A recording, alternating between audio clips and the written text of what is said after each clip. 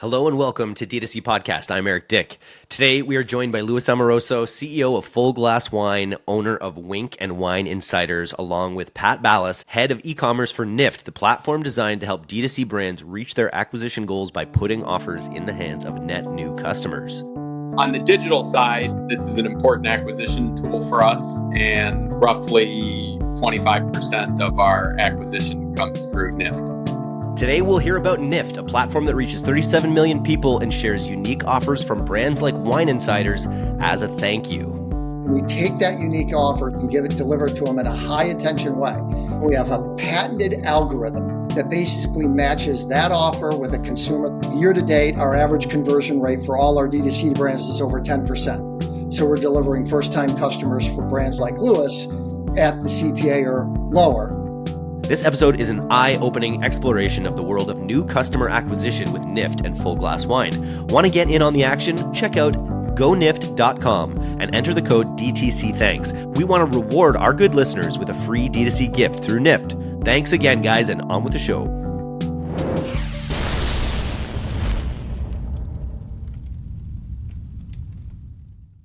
Pat, Luis, welcome to the DTC Podcast. Luis, let's start with you. Give me a little overview of what's happening in the DTC wine space right now and what you're taking advantage of.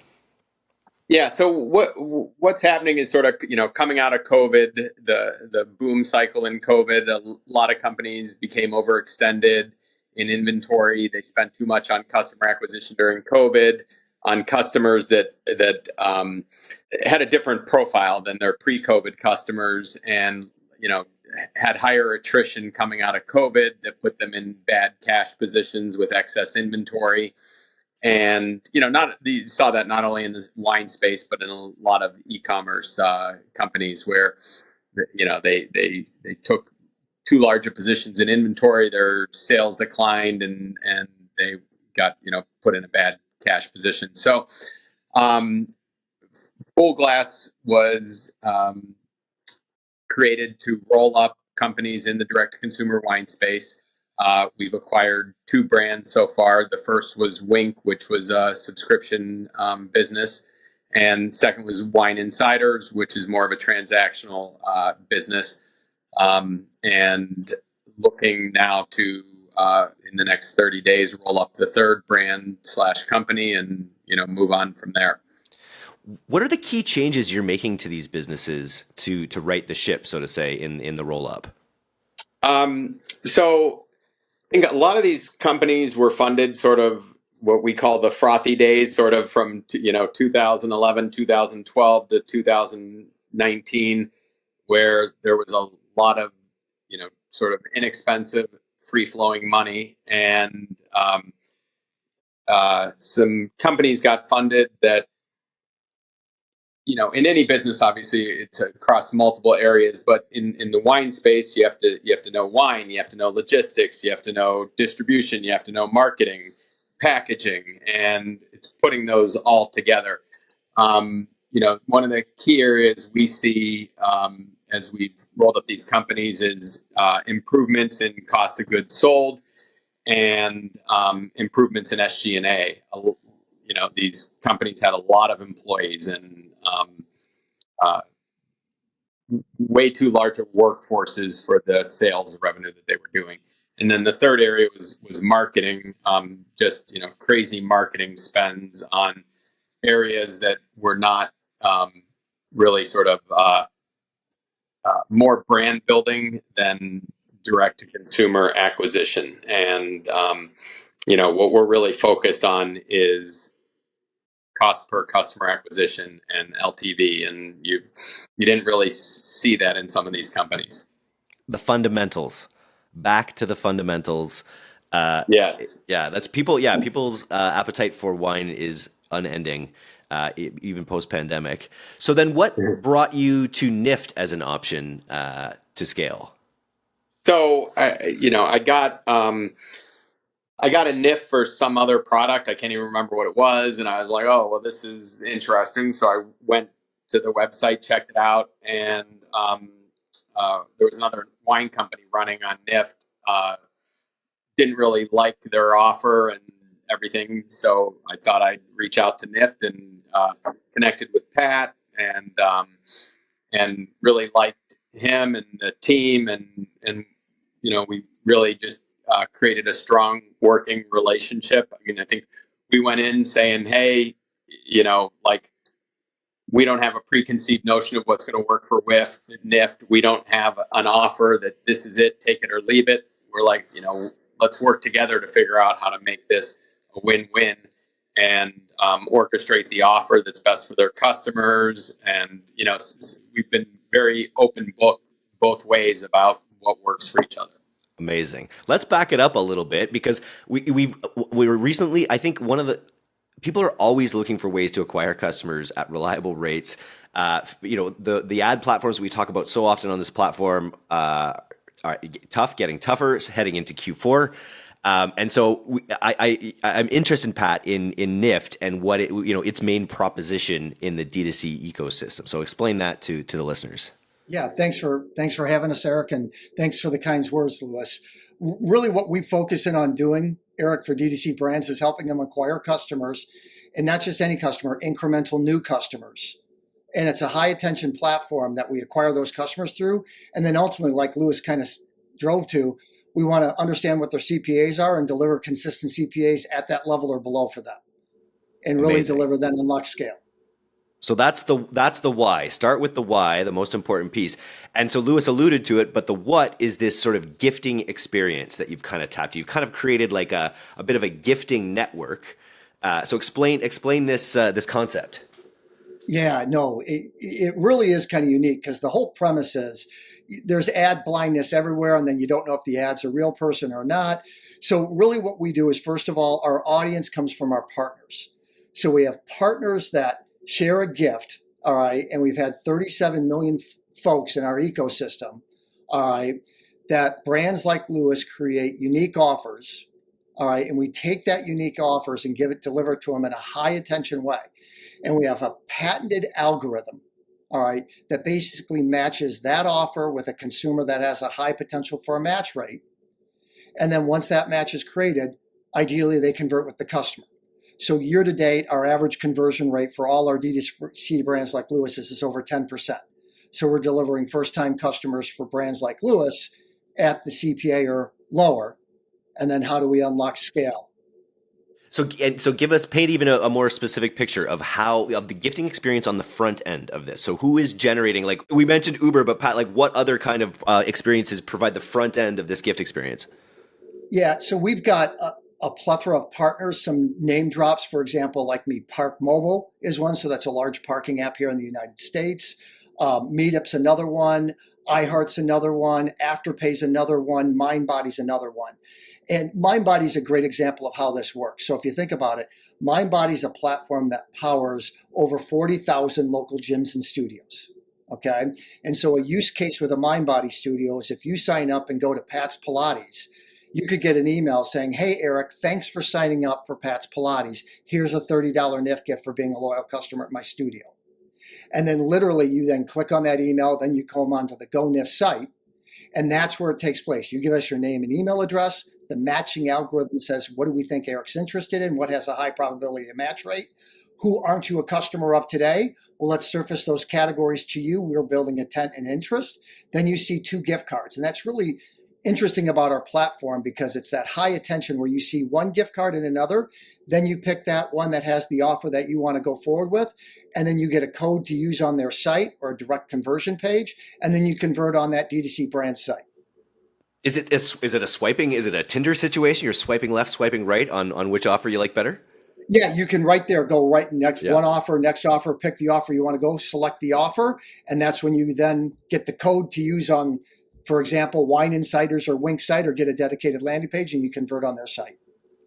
So how do you select the brands that get into the NIFT network? Are you doing a lot of demographic data on the kinds of customers you're sorting in order to figure out kind of what products you want to bring in to match them with? Really that's the matching algorithm. So again, we have a patented algorithm, so you can Google NIFT Networks patents and be bored by reading the patent. But literally what it does is we have gifts that phrase the whole audience.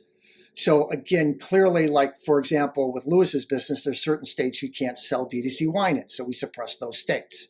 Or we have geographic or DMA-centric businesses. But really that matching algorithm starts to find who's the right audience to serve that gift to, who's the right partner audience, the right consumer, and then it leans into those and leans away from those that don't drive conversion and engagement. Because ultimately the vote for a successful gift is that consumer coming in, selecting the gift, and ultimately purchasing. So our algorithm's anchored around the consumer intent of category selection, gift selection, and conversion. It's not just a pure bid play environment. It's based on that consumer voting with how they select gifts and how they purchase. Very cool. And then you mentioned scale. I'm curious, how should advertisers coming into, or how should brands kind of coming into this environment think about scale? I mean, it really gets to a question of what do they want. We've had, candidly, some brands actually we had to pause because they've run out. We have brands that, like, for example, like one of the top meal kits. All right, we deliver incremental new customers to them. Q3, we delivered over 16,000 net new customers to them. And literally, we delivered those half their CPA target. Okay. And this is a CPA target that they would have for other platforms like Meta or Google, essentially. Wow. You got it. So they give us a budget. We manage to the budget while we're managing under the CPA. Like a large, for example, one of the large music apps, literally we drive close to 12,000 net new trial users a month for them. Okay. And again, they give us the CPA target. We're managing the campaign and delivering the net new customers to them, the trial users, and they're delighted with us. So how do we just continue the relationship? Unbelievable. Lewis, for your wine brands, how do you, where do you put this in your distribution picture in terms of its share of distribution, and how big of a priority is this gift, the NIFT network with your growth? Yeah, so we do all forms of direct-to-consumer marketing, everything from what we call old world, Sunday circular, package inserts, direct mail, and then new world, which isn't so new anymore, but digital. But I'm an old guy, so it's still new for me. So, the digital media. So on the digital side, this is an important acquisition tool for us, and roughly like 25% of our acquisition comes through NIFT. That's pretty badass. That's significant. Terrible pun. But what have you done to optimize that? Like I bet that's been a process. It's been a ramp up. But like what's been done to like make sure that relationship works to that level? So Pat and the Winc team do an amazing job of working with our team to optimize everything from email, looking at unsubscribe rates for, because we're running both subscription offers as well as transactional one-time offers. So on the subscription side, they're looking at who's unsubscribing, why they're unsubscribing. Does one of their clients create bigger unsub rates for us than others, where it might not make sense to target that client? And so there's just a strong collaboration to make everything work. And then Pat, let's even just be more specific too on the process. So you get the gift card, which you mentioned $30. I bet there's probably ranges that people use, and then that becomes a coupon code that then you use on the actual brand's website, which they can then track on their side. You got it. So we have a Shopify app integration. So if it's a Shopify site, it's clean, or other times it's going to a dedicated landing page. And Eric, if I can throw this out, if any of your listeners want to go to gonift.com, we created our own NIFT gift for the DTC podcast listeners. Oh, nice. All they have to do is enter it in DTC Thanks, all one word, and they can go through the experience on their own. And I'll give you a link you can throw in the show notes too, if you'd like. Yeah, that's fantastic. Nice. Yeah, I have to call that out in the intro too, because we love gifts on the DTC podcast. That's half the reason I do this is for the swag I get. So there you go. Let's go. That's awesome. But realistically, one of the things that when we think about this platform, we really think about the DTC marketers, because let's be honest, they've got a lot on their plate and the landscape's getting more and more challenging. So one of the things we try and deliver is a very light lift, because it's 100% managed service. So they see everything we see, so we're incredibly transparent. but they don't have to worry about turning a dial. We'll tell them the dials we think we should be turning to create the unlock on performance with CPA or for scale, get their buy-in, and then go forward with it. But they really don't have to manage the platform. We'll manage it as a managed service to create the unlock and the volume for them. Very cool. And then, we have a broad range of brands listening to the D2C podcast. You mentioned that you're selective on the brands that you bring in because of, matching to your audience. So who in our audience is your ideal brand to sign up for NIFT? It's a great question, and thanks for asking it. We think about really lifestyle brands are great brands. So things you can use like a wine brand, food brand, things for the home, clothing, shoes, accessories. Like, for example, we work with a DTC sunglass brand. In Q3, we drove over 10,000 first-time customers for that brand. Okay. So that's how we think about it is lifestyle brands. All right. Typically, we try and stay under the $100 out of average order value. We find that work converts the best. And then work with them to try and come up with the right gift offer and the right creative. And we do all the creative ourselves. They approve the creative, but we'll take care of the creative for them as well. And often their AOV will exceed the gift amount, I imagine. Oh, yes, very much so. So again, that's where we work and structure kind of what's the right performance that creates the unit economics they need from a platform. And then if we feel we can hit it, we spin up a pilot. And then how do we unlock scale as we start to prove the concept out? It's really fun. It's fundamentally about delighting the customer, because you're just that concept of getting I took an Uber ride or I did this or that, and then it just anchors when you get a gift from that experience. It sort of anchors that, probably adds LTV to them, and then creates this marketplace opportunity for brands on the other side. You hit the nail on the head. It's all about surprising and delighting and thanking your customer for doing something contextual.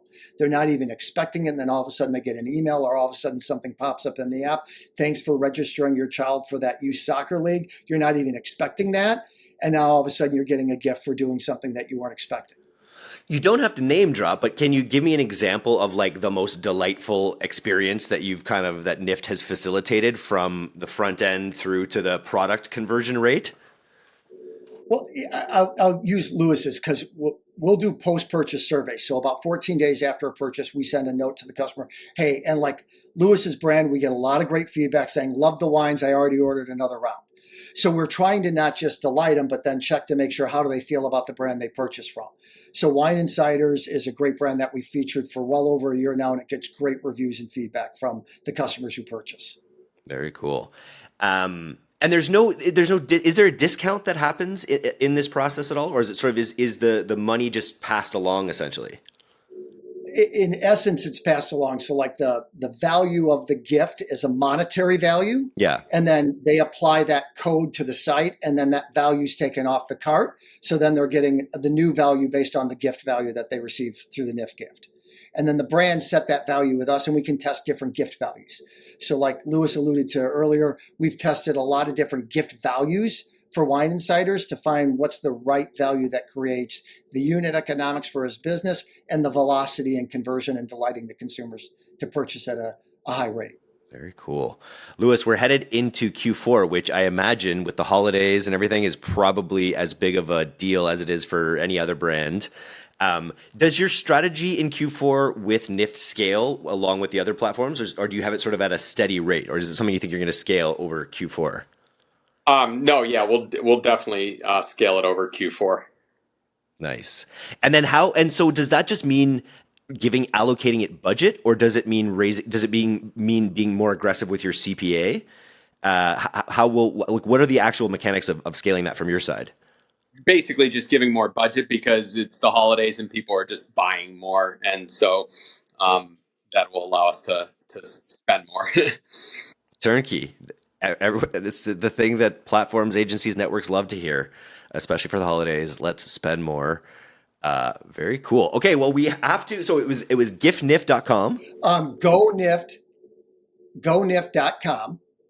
And then again, the link in the show notes, and they'll see it. Enter your code. The code for the listeners is DTCThanks, DTCThanks, all one word. And then they'll go through the experience themselves, and they can claim a gift. And Wine Insiders is out there. Please, if that's one of your options, partake if it's allowed in your state, and enjoy some great wine from Lewis's company. Amazing. I would also, we've talked about the D2C brands listening, but the other, like, there are other people who listen to this podcast, and it's like, I think more people could think about their unit economics and adding that delightful experience of gifting your audience. So talk a little bit about the kinds of brands you think should be thinking about, offering that gifting experience. From a partner side, typically our partners have a large audience that we work with. So that's where somebody like a MindBody or an iHeart or a Park Mobile. But actually we have D2C brands that work on both sides of the ecosystem. They're on the one side offering a gift and acquiring customers, but then they're also sharing NIFT gifts to their customers at a contextual moment to say thank you. So we do have some D2C brands that kind of play on both sides of the equation. Very cool. Because you can always say thanks to your customer for a purchase. 100%. Or a review.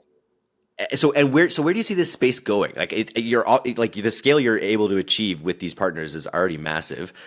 It's mostly a US based service at this point. No, I'll call it out. We're US and Canada. Okay. And actually for your Canadian listeners, because I know you're north of the border there, we're looking for more gift providers in Canada. So we've had some of our partners have said, hey, we want to give NIFT gifts in Canada. So we started sending NIFT gifts out to their audience there. And now, as you know, some of the brands in the States might not go to Canada and vice versa. So we're interested in expanding the D2C brands we're featuring on the platform in Canada. Very cool. And then what are your goals with growing NIFT as a platform over the next couple of years? Where do you see it going? We've seen record growth coming over the last couple of years and going nowhere but up from there. So literally we've multiple X's since I've joined the company a couple of years ago, and we anticipate multiple. So we're actively recruiting and hiring and bringing on more brands and partners. So it's 37 million is where we're at today. I could see that number being significantly multiples higher of that by this time next year. And then, Louis, we always ask if we gave you $50,000 to grow in the next little while, in Q4, where would you allocate it? So if NIFT is the answer, would love to hear it. But I'm also just curious from your perspective as an entrepreneur, if you had $50,000 extra for one or both your brands, where would you apply it? You know, how we acquire customers is obviously we have a target CPA. And the nice thing about NIFT is, you could say you have a target CPA, but if you do a mailing and, the Postal Service parks a truck out in their back, some hidden lot, and your CPA skyrockets for that mailing for whatever reason, you're not hitting it. With the nice thing with NIFT is, we're hitting our CPA every time. So on the digital side, I would say we would probably allocate it towards NIFT. Hot damn. I guess when it's a turnkey solution and when it hits your goals, without, I just did a podcast with someone who was on the creative side of Meta, and there's, to do Meta at scale, to achieve scale on Meta right now, you have to feed the beast constantly with new creative, fresh creative all the time. And so to be able to find a more turnkey solution is probably attractive to a lot of our listeners. So I think this will be a good one for them. Definitely. Again, thanks for having us on and the opportunity. Nice. Okay, cool. So gonift.com. Notes will be in the show notes. Say one more time the promo code to enter. DTC Thanks. DTC Thanks. Thank you guys for coming on. I can't wait to check out my NIFT gift and be delighted. This is fun. Thanks, guys. Thanks, you. Eric.